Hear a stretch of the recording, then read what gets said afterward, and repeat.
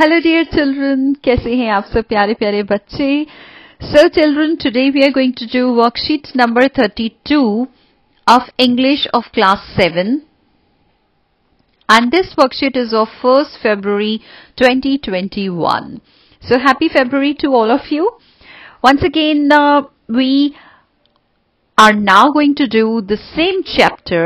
And the title of the chapter is Ashes That Made Trees Bloom. अब तक की story तो आपको खूब अच्छे से याद हो गई होगी, है ना? Alright, so story so far. अभी एक बार उसको स्टोरी को रिवाइज कर लेते हैं थोड़ा सा. The dog lead the old couple to a pile of gold. आपको याद होगा जो old couple था, हस्बैंड और वाइफ जो रहते थे इकट्ठे, उनके कोई बेबी नहीं था और जो डॉग था उसे ही वो अपने बेबी की तरह रखते थे.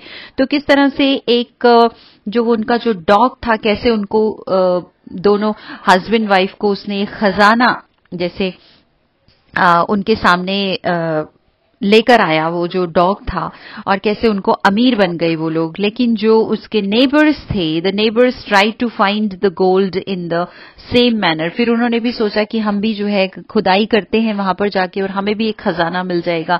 तो उन्होंने डॉग को ललचाने की कोशिश की और डॉग ने फिर पता भी बताया, लेकिन वहां से तो कुछ नहीं निकल पाया था, है ना. वहां से एक किटन निकली थी जो कि बहुत बदबू वाली थी.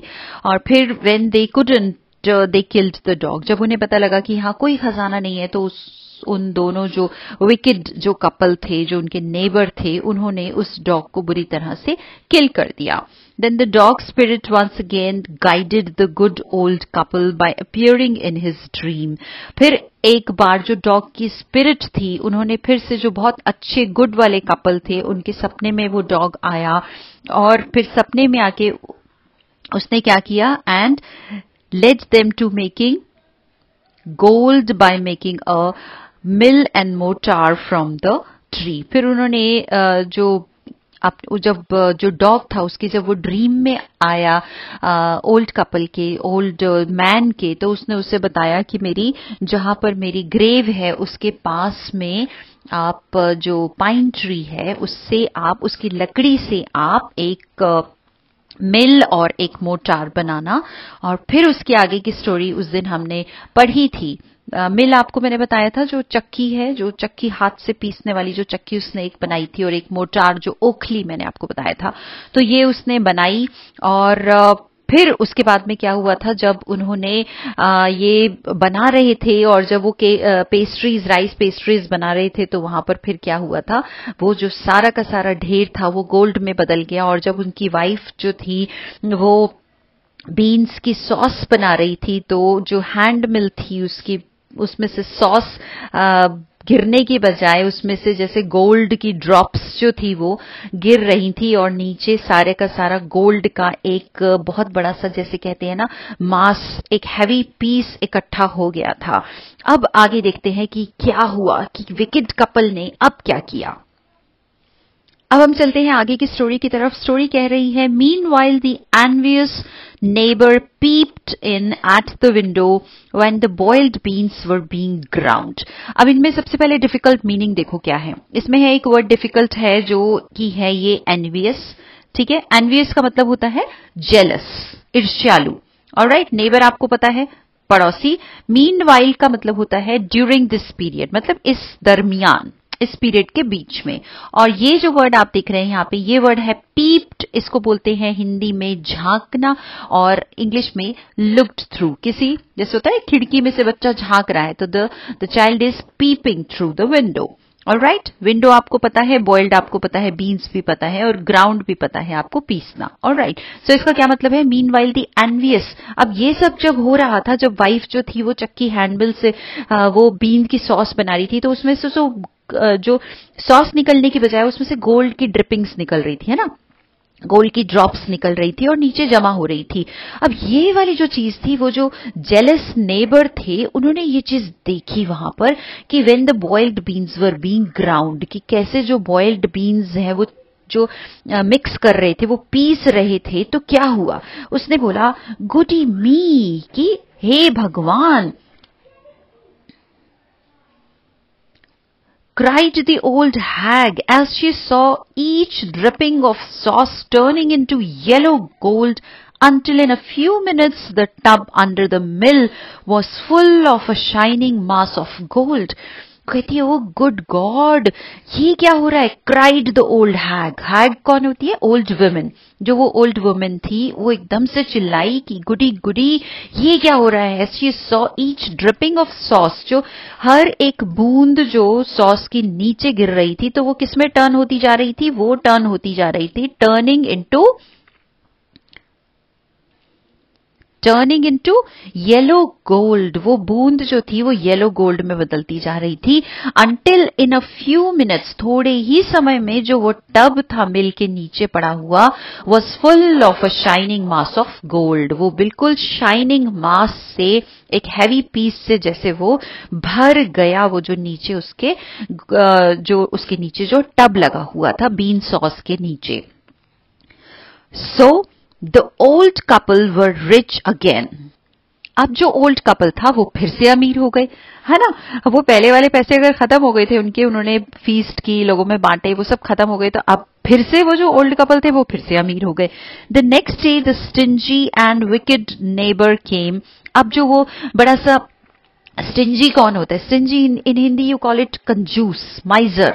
तो स्टिंजी और जो साथ ही साथ विकेट, जो धूर्त, इविल माइंडेड जो नेबर थे, वो फिर से आए वहां पे और उनसे borrowed the mortar and magic mill. अब उनसे उधार मांग के ले गई वो वाली ही मोटार और मैजिक मिल. उन्हें लगा कि भी ये जो ओखली है ये, और ये जो मैजिक मिल है, जो हाथ की चक्की है, ये शायद कोई जादुई है, तो वो उनसे उधार मांग के ले गए.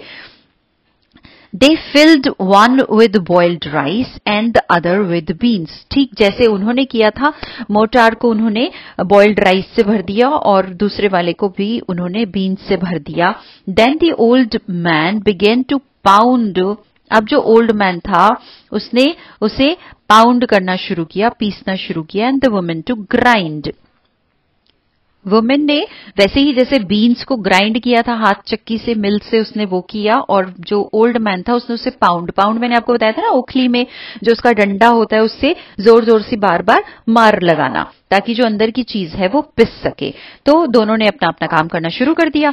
But at the first blow and turn the pastry and sauce turned into a foul mass of worms. लेकिन जैसे ही उन्होंने पहला जो जोरदार उसको ब्लो मारा और टर्न किया उसको, तो पेस्ट्री एंड सॉस दोनों ही किस में बदल गई? दोनों की दोनों फाउल मास ऑफ वर्म्स में बदल गई. फाउल देखो क्या होता है? फाउल होता है डर्टी, जिसमें से बुरी बदबू आती है, दुर्गंध वाला. और वर्म्स आपको पता है जो रेंगने वाले जैसे कीड़े होते हैं ना, छोटे छोटे से, उसे वर्म्स कहते हैं. तो वो जो उनकी पेस्ट्री और जो सॉस थी, जो वो सोच रहे थे कि ये शायद जादुई मिल है और जादुई ओखली है तो गोल्ड में बदल जाएगी, तो वो किस में बदल गई? वो बदल गई फाउल मास ऑफ वर्म्स में, बदबू देने वाले वर्म्स में, रेंगने वाले कीड़ों में वो बदल गई.